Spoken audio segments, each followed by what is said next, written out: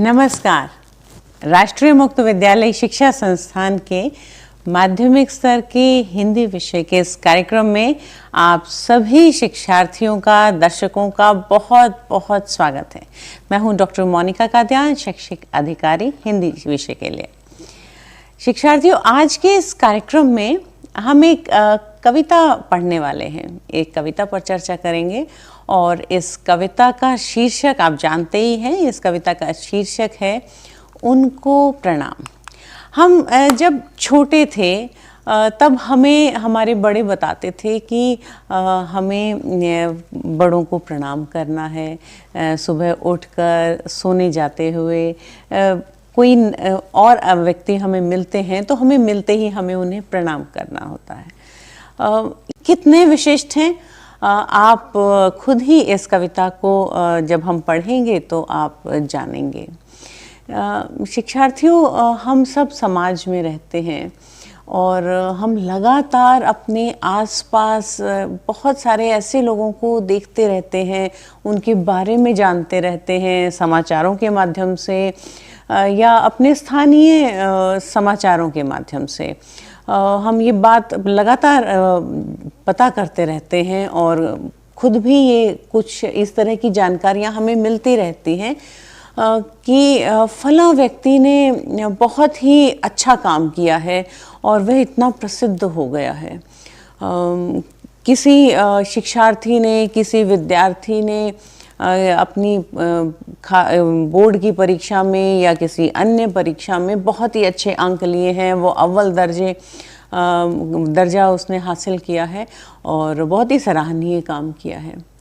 ऐसे बहुत से लोग होते हैं, हमारे मन में बहुत ही श्रद्धा उनके लिए भर जाती है कि देखिए कितना अच्छा काम किया, मैं भी ऐसा ही बनूंगा, मैं भी ऐसे ही बनूंगी। तो हमें एक प्रेरणा उन लोगों से लगातार मिलती रहती है। हमारा गर्व से हमारा जो सीना है वो तन जाता है कि ये जो लोग हैं ये हमारे देश से संबंधित हैं। अपने देश से ही नहीं, हम जब दूसरे और विदेशी लोगों की भी इस तरह की उपलब्धियों के बारे में सुनते हैं तो हम बहुत ही प्रभावित होते हैं।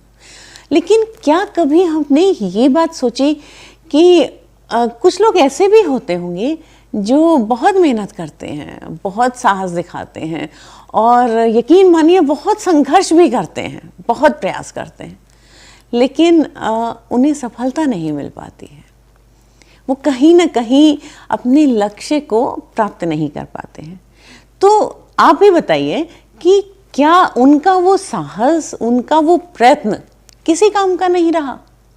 उन्होंने भी तो ईमानदारी से मेहनत की, संघर्ष किया, तो क्या हुआ कि उन्हें सफलता नहीं मिली? उन्होंने समाज में एक महत्वपूर्ण योगदान दिया, उन्होंने हमें भी प्रेरणा दी। तो हम सिर्फ सफल लोगों को ही प्रेरक मानकर ऐसा क्यों देखें कि हम उनके ही जैसे बने? हम संघर्ष के मामले में, प्रयास के मामले में हम इन लोगों से भी प्रेरणा ले सकते हैं। तो हमारी जो आज की ये कविता है शिक्षार्थियों, ये उन्हीं लोगों को समर्पित है। बहुत ही अच्छे ढंग से ये कविता इस तरीके से संबोधित की गई है और उन्हीं लोगों को संबोधित करके ये कही गई है और इसमें बहुत अच्छे अच्छे ढंग से बताया गया है कि वे लोग अपने कार्य में सफल नहीं हुए तो क्या हम उन्हें प्रणाम करते हैं, उनके हौसले को प्रणाम करते हैं, उनके प्रयासों को, उनके संघर्ष को प्रणाम करते हैं। तो ये कविता शिक्षार्थियों नागार्जुन जी ने लिखी। हम सबसे पहले नागार्जुन जो हैं, हम इस कविता के कवि, उनके बारे में एक छोटा सा हम उनका एक परिचय हम जान लेते हैं और परिचय जानने से पहले परिचय भी इस चर्चा का एक उद्देश्य होगा कि हम जाने कि इस कविता, हमारे जो पाठ है उसके जो कवि हैं उन्होंने क्या क्या कौन कौन सी रचनाएं की हैं और किस तरह का उनका जीवन रहा है, किस तरह से उन्होंने अपनी रचनाओं में खास बातों को रखा है। उससे पहले हम ये देख लेते हैं कि इस चर्चा के हमारे क्या उद्देश्य हैं। तो शिक्षार्थियों, हमारा सबसे पहला उद्देश्य है जिसके बारे में हमने बात की कि जीवन में साहस, संकल्प और संघर्ष का महत्व हम स्पष्ट कर सकेंगे। प्रतिकूल परिस्थितियों में स्थितियां अनुकूल भी होती हैं और प्रतिकूल भी होती हैं। तो जब प्रतिकूल परिस्थितियां हों तो हमें तनाव जो है उसे नियंत्रित करना है। तो प्रतिकूल परिस्थितियों में तनाव को नियंत्रित करने के उपाय बता सकेंगे। सफलता और असफलता के अलग अलग पक्ष हैं। कौन से पक्ष हैं, किस तरह के ये पक्ष हैं, उन पर अपने विचार प्रस्तुत कर सकेंगे। कविता में आए संदर्भों को स्पष्ट कर सकेंगे। कविता में कुछ मर्मस्पर्शी अंश हैं, उनकी व्याख्या कर सकेंगे। और कविता की भाषा शैली कैसी है, इस पर भी टिप्पणी कर सकेंगे। तो शिक्षार्थियों, सबसे पहले हम नागार्जुन जी का परिचय देखते हैं और जानने का प्रयास करते हैं। नागार्जुन जो कवि हैं, उनका जन्म 1911 में बिहार में दरभंगा में हुआ। और यद्यपि उन्हें नागार्जुन नाम से जाना जाता है, उनका लोकप्रिय नाम नागार्जुन है, लेकिन उनका वास्तविक नाम शिक्षार्थियों वैद्यनाथ मिश्र है। हिंदी के वे एक बहुत ही बड़े व्यंग्यकार हैं, प्रगतिवादी काव्यधारा के कवि हैं। और इन्होंने अपनी कविताओं में जो व्यंग्य को विषय बनाया है, उसमें उन्होंने जो शोषक वर्ग है, जो मजदूर वर्ग है, कृषक वर्ग है, जो बहुत ही सुविधा वंचित वर्ग है, उन पर उन्होंने चित्रण किया है। और किस तरह से शोषक जो हैं वो उनका शोषण करते हैं, इसका चित्रण है। उनकी कविता में उन्होंने दलितों, शोषितों और उपेक्षितों के लिए उन्होंने बहुत ही सहानुभूति का भाव रखा है। उनकी कविताओं में शिक्षार्थियों तत्सम, तद्भव, देशज और अन्य भाषाओं के जो आगत शब्द हैं, उन मूल जो है, उन विदेशी मूल के जो शब्द हैं, उनका जहाँ कहीं आवश्यकता हो उनका प्रयोग किया गया है। और संस्कृत के जो छंद हैं, उनके अलावा उन्होंने मुक्त छंद का भी सफलतापूर्वक प्रयोग किया है।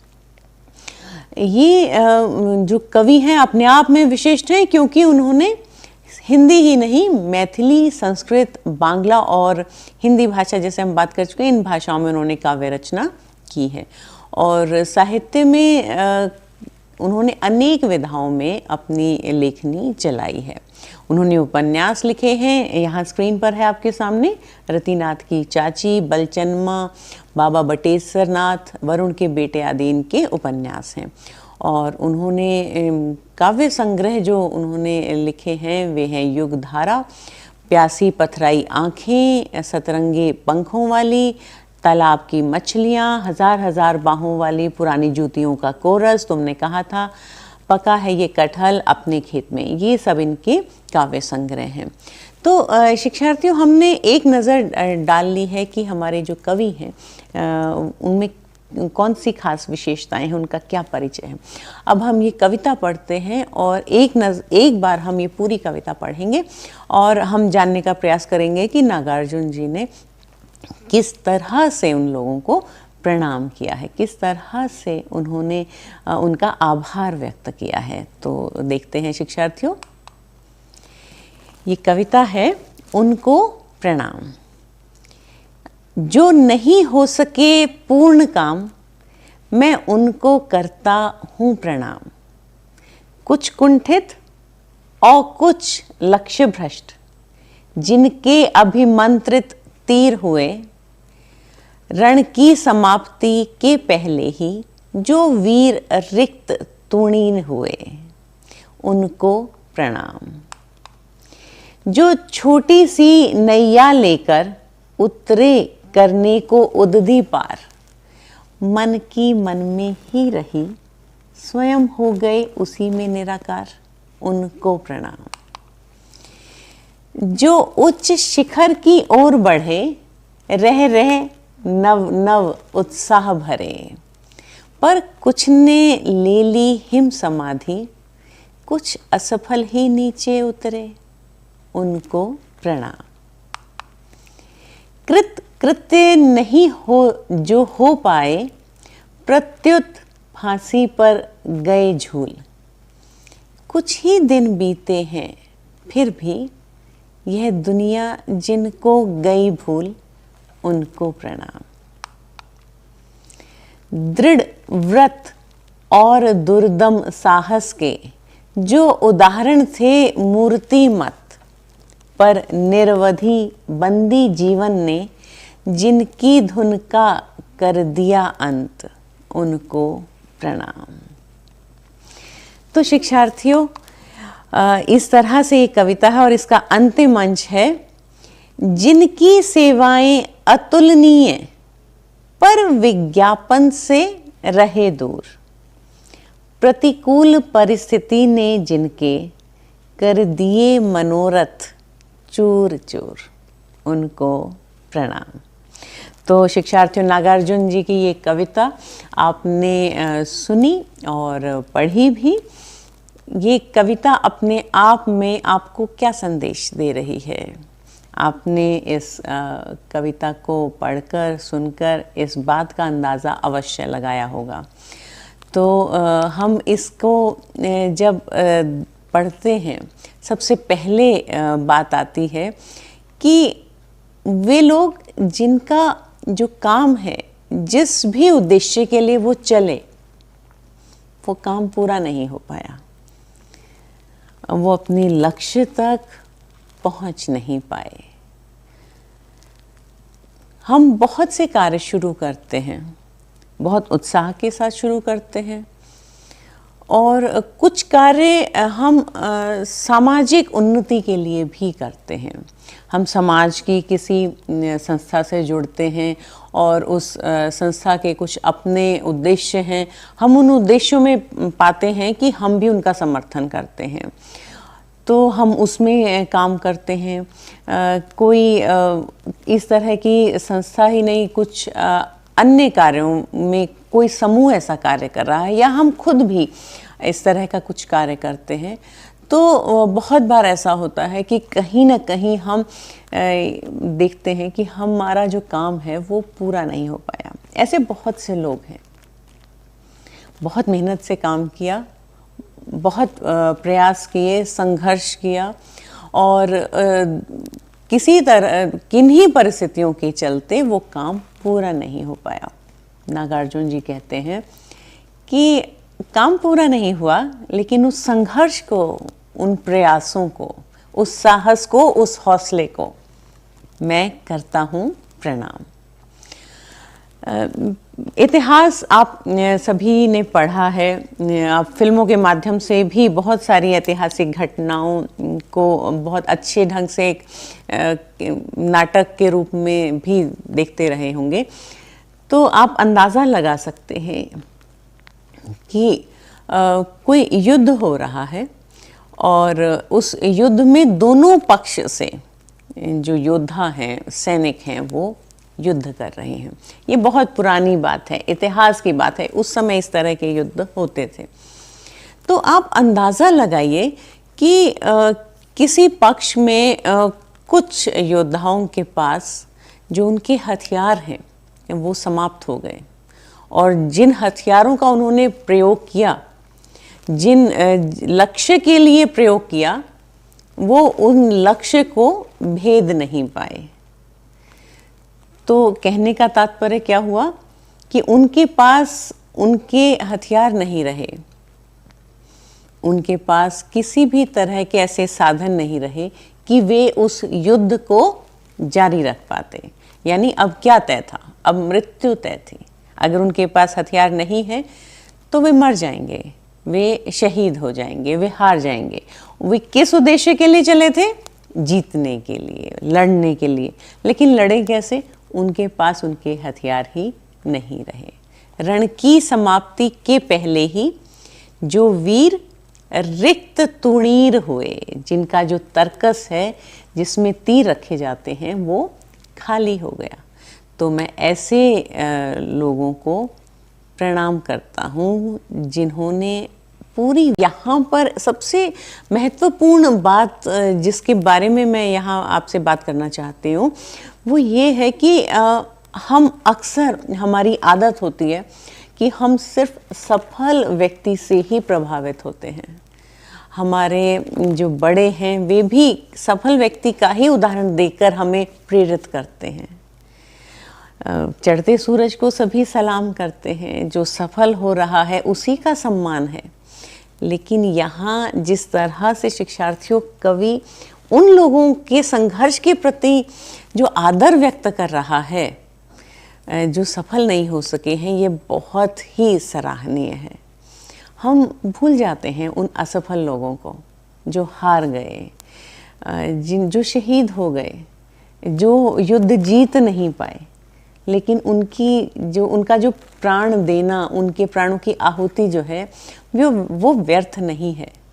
उन्होंने उस स्तर तक अपने उस कार्य को पहुंचाया है। तो इसलिए उस संघर्ष को, उस वीरता को कवि जो है वो प्रणाम कर रहा है।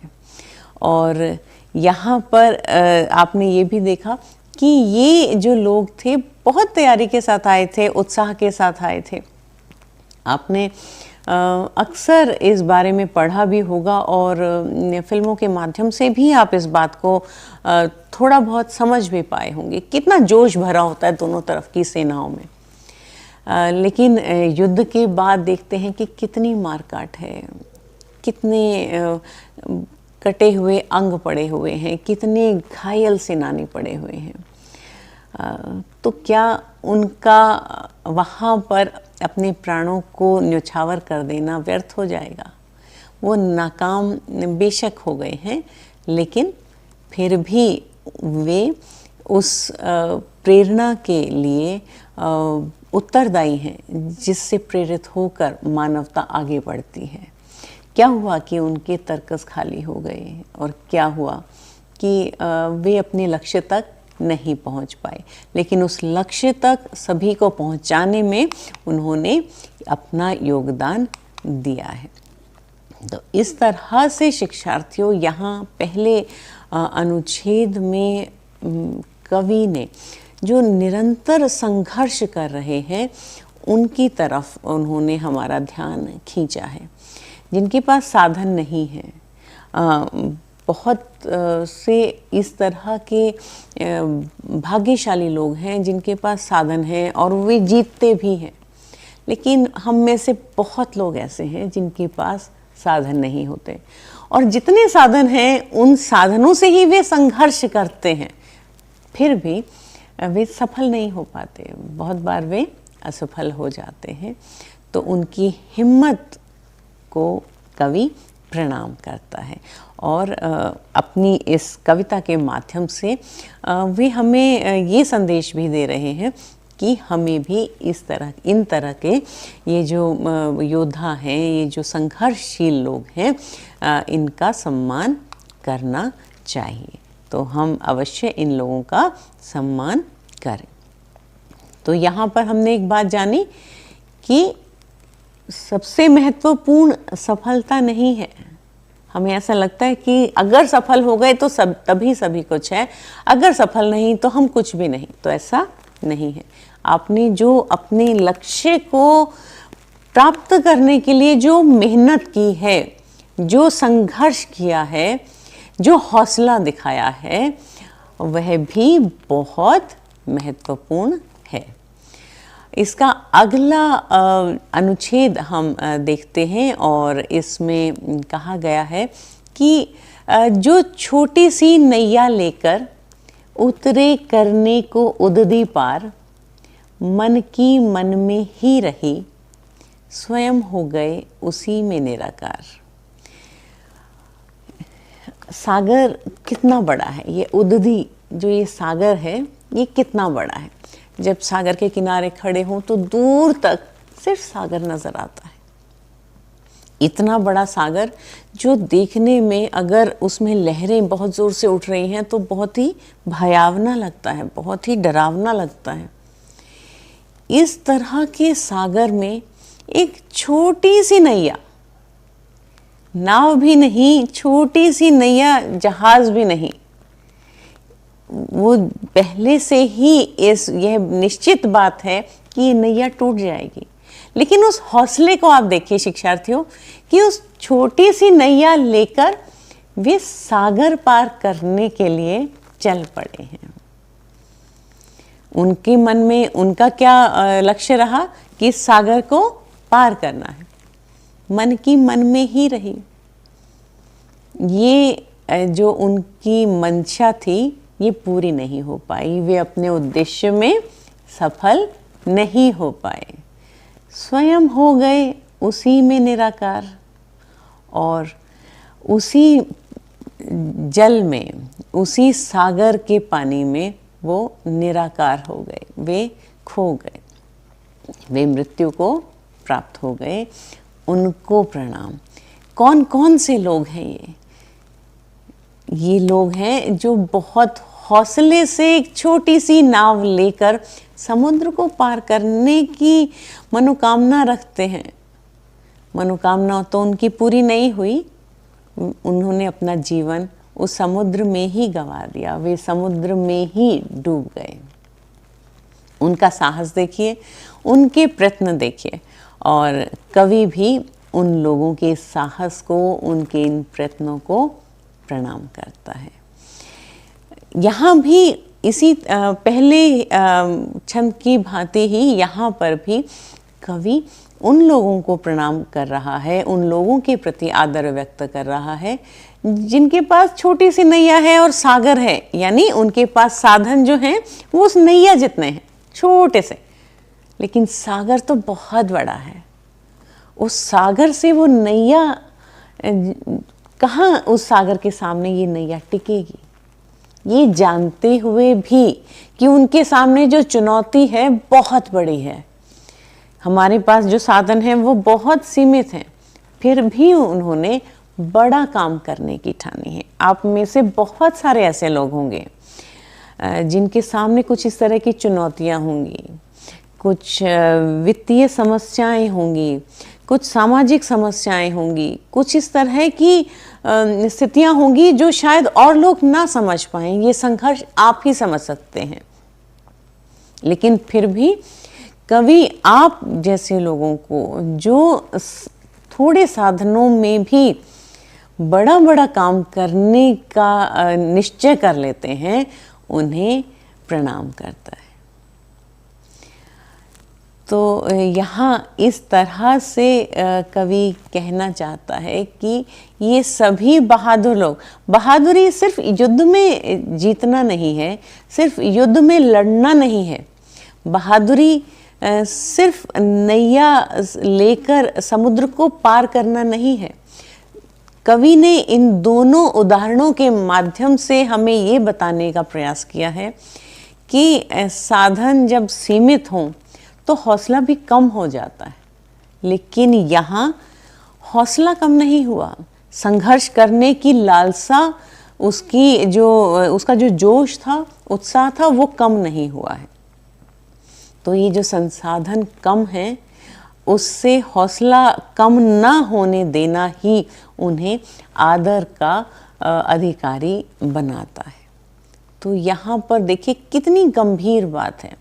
सफल लोगों को, साधन संपन्न लोग अगर सफल हो जाते हैं तो क्या खास बात है? कुछ भी खास नहीं, उनके पास वो सारी स्थितियां थी। एक छोटे से उदाहरण, आप सभी पढ़ाई कर रहे हैं, अगर आप में से कुछ लोग अगर अपने पारिवारिक कुछ ऐसी समस्याओं के बावजूद पढ़ाई करने के लिए पुरजोर मेहनत कर रहे हैं, बहुत सीमित समय में अपनी परीक्षा के लिए तैयारी कर रहे हैं और सीखने की इच्छा रखते हैं, तो ये सराहना आप ही के लिए है। और तब आप चाहे थोड़े ही कदम आगे बढ़े हैं, आप सभी सराहना के हकदार हैं। तो कितनी सुंदर कविता है, और ऐसे विषय पर लिखी गई कविता है जिस पर शायद बहुत ही कम लोगों ने लिखा है, क्योंकि हम सफल लोगों की ही सराहना करते हैं। जब युद्ध होता है तो सेनापति और राजाओं की ही बात होती है, उन लोगों की कहाँ बात होती है जिन्होंने युद्ध में अपनी जान गंवा दी, जो बहुत ही छोटे स्तर पर उस युद्ध में अपने प्राणों की आहुति दे रहे थे। तो शिक्षार्थियों, ये जो कविता है इस पर चर्चा हम जारी रखेंगे। अभी हम लेते हैं एक अल्प विराम। इस अल्प विराम के बाद एक बार फिर से आपका स्वागत करती हूँ। हम बात कर रहे थे कविता पर और ये कविता है उनको प्रणाम। मैं समझती हूँ और मुझे विश्वास है कि आपको अभी तक ये कविता अच्छे से समझ में आई होगी। हम आगे चलते हैं और हम बात करते हैं अगले अनुच्छेद पर, और ये है कि जो उच्च शिखर की ओर बढ़े, रह रह नव नव उत्साह भरे, पर कुछ ने ले ली हिम समाधि, कुछ असफल ही नीचे उतरे, उनको प्रणाम। ये कहाँ की बात हो रही है?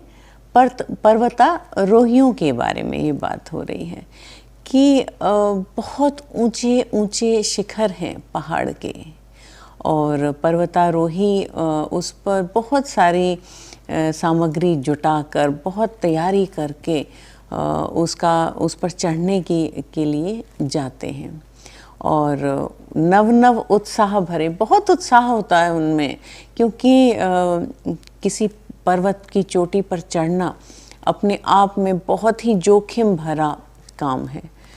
तो ये लोग जो हैं बहुत तैयारी के साथ और पूरे उत्साह के साथ उस किसी भी चोटी पर चढ़ने की तैयारी करते हैं और जाते हैं। वहाँ बहुत तरह की जो चुनौतियाँ हैं उनका इंतज़ार कर रही होती हैं। वे उन चुनौतियों का सामना करते हैं, बहुत सारी चुनौतियों का सामना भी करते हैं। और कुछ जो लोग हैं, कुछ साथी इसमें से चोटी तक नहीं पहुंच पाते हैं, वहाँ नहीं पहुंचते, और बीच में ही किसी न किसी वजह से वे मृत्यु को प्राप्त होते हैं। कुछ ने ले ली हिम समाधि, यानी वे उस बर्फ से ढके पहाड़ में ही मानो समाधिस्थ हो गए हैं, वे मृत्यु को प्राप्त हो जाते हैं। और कुछ असफल ही नीचे उतरे, उनको प्रणाम। तो हम शिक्षार्थियों, हम जानते हैं कि हमारा जो माध्यमिक स्तर का पाठ्यक्रम है, इसमें भारत की बहादुर बेटियां, उसमें बचेंद्री पाल जी का जो उन पर आधारित जो फीचर है आपने भी पढ़ा है, हमने यहाँ इस मंच पर भी इस बारे में चर्चा की है।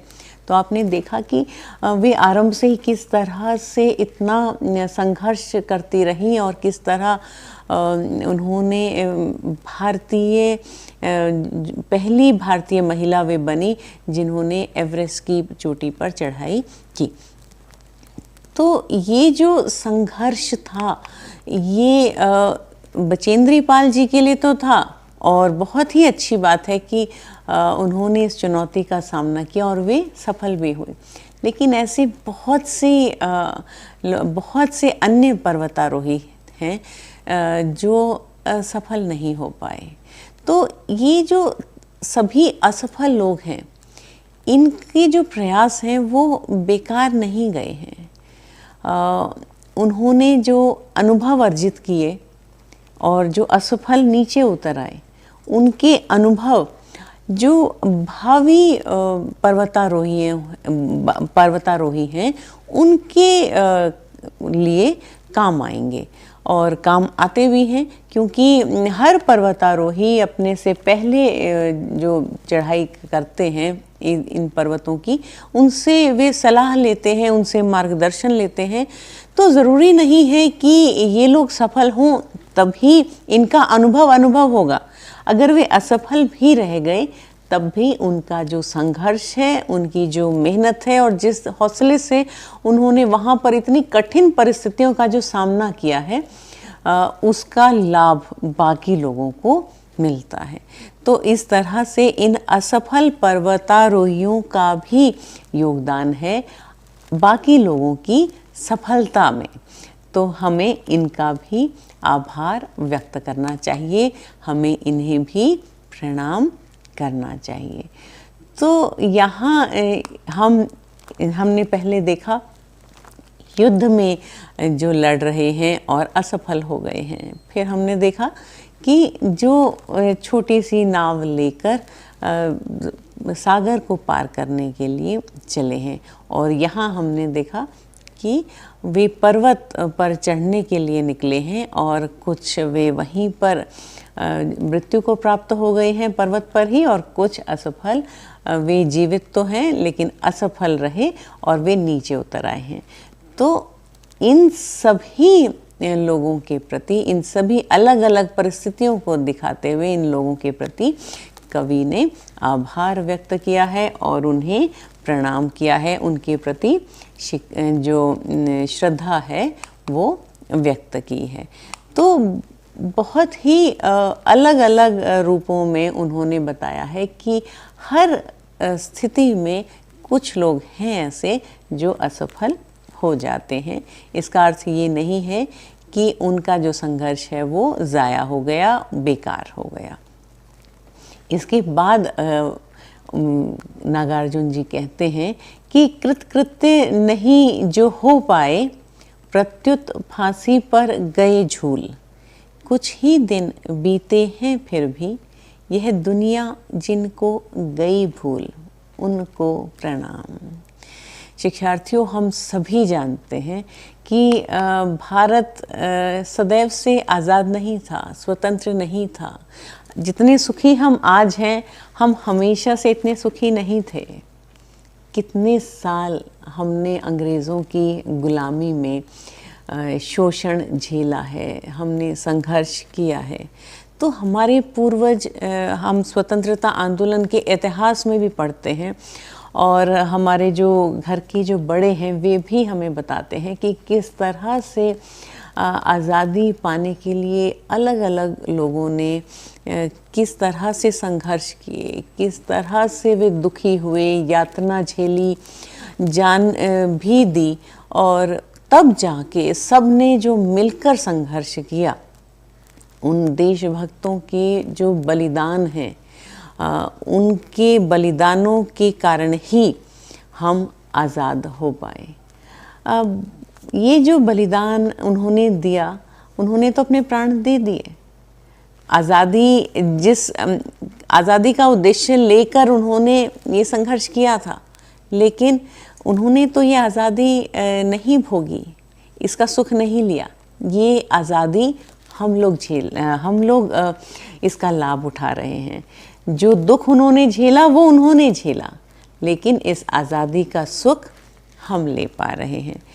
तो ये जो त्याग से भरे हुए जो ये हमारे पूर्वज थे, जिन्होंने निस्वार्थ भाव से ये काम किया और हमें ये इतनी अनमोल भेंट आज़ादी के रूप में उन्होंने हमें दी, ये उनका कितना बड़ा त्याग था। तो हमें उन सभी लोगों के प्रति नतमस्तक होना चाहिए, लेकिन हम बहुत जल्दी ये सब भूल जाते हैं। अगर हम याद करें तो हमारी उंगलियों पर उन लोगों का नाम है जो हम कहते हैं कि इन्होंने आज़ादी के संघर्ष में इन्होंने बलिदान दिया और इन्होंने संघर्ष किया।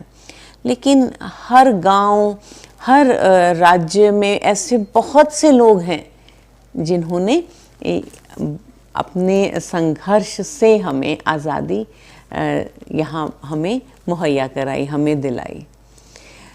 तो उन लोगों को हमने कितनी जल्दी भुला दिया, हम याद नहीं करते उन लोगों को।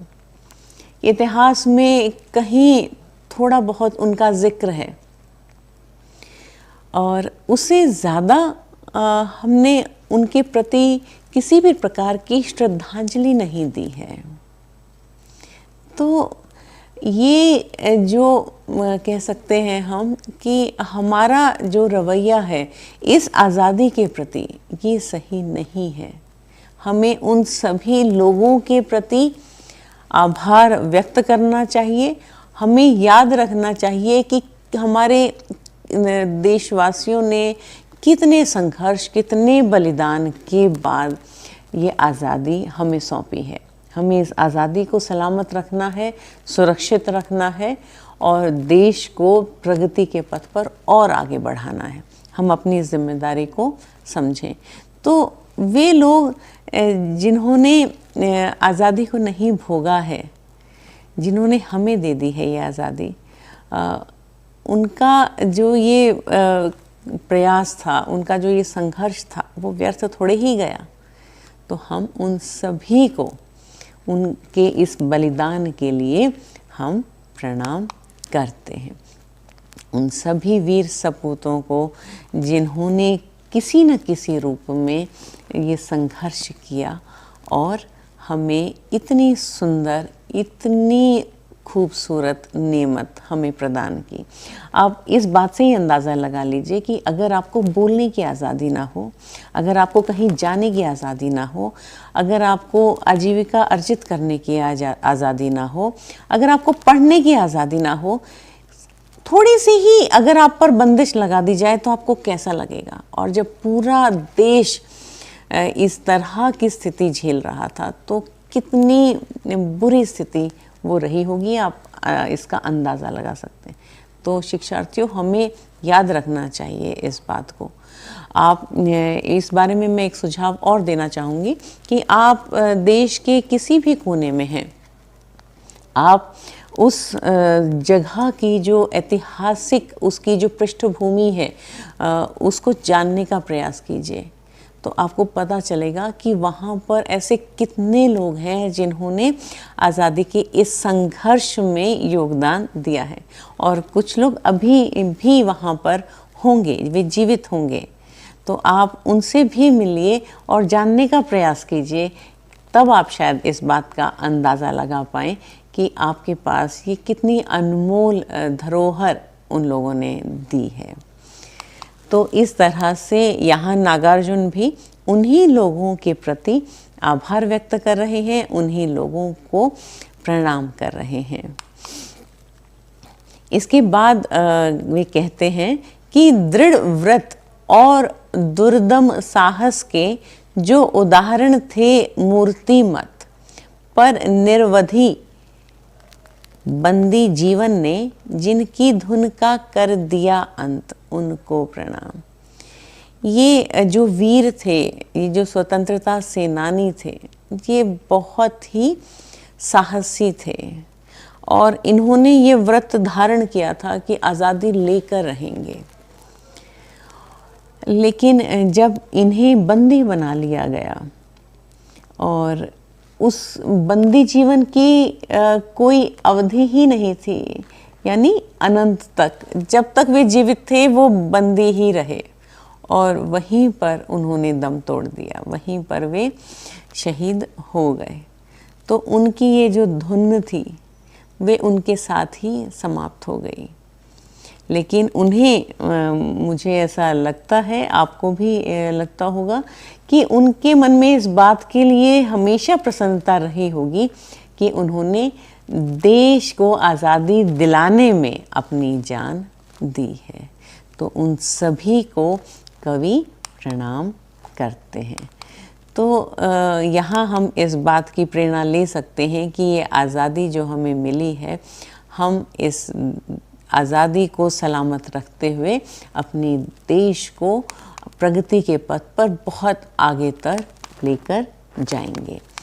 तो इस तरह से ये कविता है और इसकी अंतिम जो पंक्तियां हैं जिसमें कहा है कि जिनकी सेवाएं अतुलनीय पर विज्ञापन से रहे दूर, प्रतिकूल परिस्थिति ने जिनके कर दिए मनोरथ चूर चूर, उनको प्रणाम।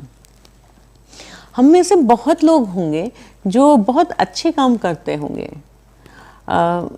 उनमें से कुछ लोग ऐसे होंगे जो अपने उन अच्छे कामों को बहुत लोगों के सामने बताते भी होंगे कि हमने ये किया, ये किया, ये किया।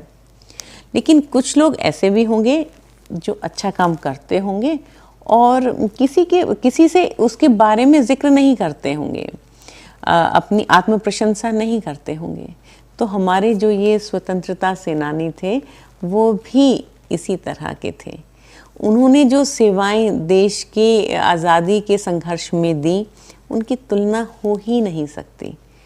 और इतनी अच्छी, इतनी बेहतरीन जो उनकी सेवाएं थी, उनके जो कार्य थे, उनके बावजूद उन्होंने इन कार्यों का ढिंढोरा कहीं नहीं पीटा, उन्होंने विज्ञापन कहीं नहीं किया अपनी इन बातों का, अपनी इन विशेषताओं का। लेकिन जो यातनाएं उन्होंने झेली, उसमें आज़ादी को पाने का जो सपना उन्होंने देखा था, जीवित रहते वो आज़ादी देख पाएँ, उसे भोग पाएँ, वो उनका चूर चूर हो गया। लेकिन उन्होंने इसी कार्य के लिए अपनी जान दे दी। तो नागार्जुन जी कहते हैं कि मैं उनको भी प्रणाम करता हूँ। तो शिक्षार्थियों, ये जो कविता है, इसमें दो बातों पर विशेष रूप से ध्यान देने की ज़रूरत है। एक है सफलता और एक है सार्थकता। ये जिन लोगों का यहाँ पर जिक्र किया गया, ये लोग सफल नहीं हुए, और इनके अगर समाज की दृष्टि से देखा जाए तो शायद इनके जो योगदान थे सराहनीय भी नहीं रहे, क्योंकि बहुत लोग असफल रह गए। लेकिन इनके योगदान सार्थक अवश्य रहे। इन्होंने बाकी लोगों को प्रेरित किया, अपने अनुभव से उन्हें लाभ पहुंचाया, और उन्होंने जो सीमित साधनों में जो संघर्ष किया, उससे और लोग जिनके पास सीमित साधन हैं, लेकिन उन लोगों का तजुर्बा भी बाकी लोगों को मिला और वे सफल भी हुए। तो इस तरह से शिक्षार्थियों, हमें ये जानने की, ये समझने की ज़रूरत है कि सिर्फ सफलता ही सराहना की अधिकारिणी नहीं है, सार्थकता ज़्यादा महत्वपूर्ण है। हम सामाजिक रूप से हमारे जो कार्य हैं वो सार्थक भी हों, तभी हमारे संघर्ष का, हमारे प्रयास का, हमारे हौसले का महत्व है। नहीं तो सफलता, अगर मैं अपने आप में सफल हूँ और मेरी उस सफलता का किसी को लाभ नहीं मिल रहा है, लाभ कहने का तात्पर्य कि अगर मैं शिक्षक हूँ और मैंने उस शिक्षा को किसी और के साथ बांटा नहीं है, किसी और को वो बातें नहीं बताई हैं जिससे वे आगे अपने जीवन में आगे बढ़ सकें, तो उस सफलता का क्या मायने है? कोई मायने नहीं है। लेकिन मेरी सफलता और सार्थकता दोनों होंगी अगर मैं समाज के लिए कुछ काम कर रही हूँ। तो इस तरह से अगर हम सार्थकता को मापते हैं, तभी हम समझ पाते हैं कि हमारे कार्य कितने सार्थक हैं। आप भी इसी दृष्टि से अपने कार्यों को देखें तो आप समझेंगे कि आपका जो कार्य है, चाहे वो छोटा है, अभी आपको लग रहा है शायद आप बहुत बड़ा योगदान ना दे रहे हों, लेकिन आप उस योगदान के लिए तैयारी कर रहे हैं, तो आप बहुत अच्छे से पढ़ाई कीजिए, तो ये भी देश में, देश की प्रगति के लिए भविष्य में आपका योगदान होगा और ये सार्थक योगदान होगा। तो आपकी सार्थकता तय करेगी कि आपका जो कार्य है वो कितना सराहनीय है।